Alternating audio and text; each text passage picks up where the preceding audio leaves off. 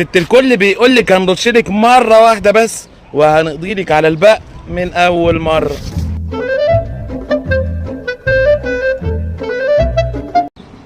ست الكل صدقيني البق كده مش هيموت، ده للاسف هيموت من الضحك عليكي وعلى اللي قالك كده وانتي صدقتيه. عارفه ليه يا ست الكل؟ فاكره لما قلتلك في الفيديوهات اللي قبل كده ان بق الفراش ده زي جنود الكوماندوز، هو شاطر جدا وبيعرف يستخبى في اي حته باي وضع باي زمان باي مكان. فلما بترشي اول مره صعب جدا بل مستحيل توصلي لكل الحشرات، وبعدين المبيد اللي انت بترشيه ده بيقضي على الحشره الكبيره بس، لكن الصغيرين ما بيموتهمش اصلا. وطبعا يا ست الكل لو انت من الناس اللي بيضحك عليها وبتتبع وصفات عبقرينو وزنوبه ومبيدات ام سيد وام محمد والخلطه الشقيه والوصفات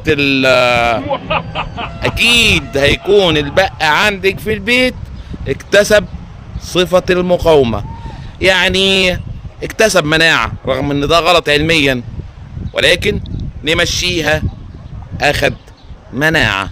بص يا ست الناس، عشان نخلص من موضوع البق ده ونحاول نقفله، الحل الوحيد مش في الرشه الواحده ولا في الوصفه ولا في الخلطه ولا في كلام الناس اللي على النت. الحل محتاج تشخيص دقيق جدا، والتشخيص ده ما بيحصلش الا بالفحص الجيد، والفحص الجيد ما بيقومش بيه غير متخصص حقيقي.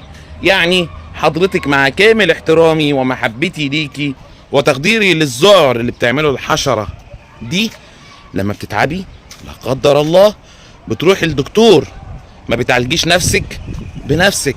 حتى العلاج بالاعشاب والطب البديل لازم له متخصص. احنا مش في العصر الحجري، احنا في 2025 يا ست الكل. المبيدات ومكافحة الحشرات داخل المنازل لازم له متخصص يقدر يفحص كويس، يشخص كويس، يحدد البرنامج المناسب علشان يأمنك من مخاطر الحشرات ومخاطر المبيدات.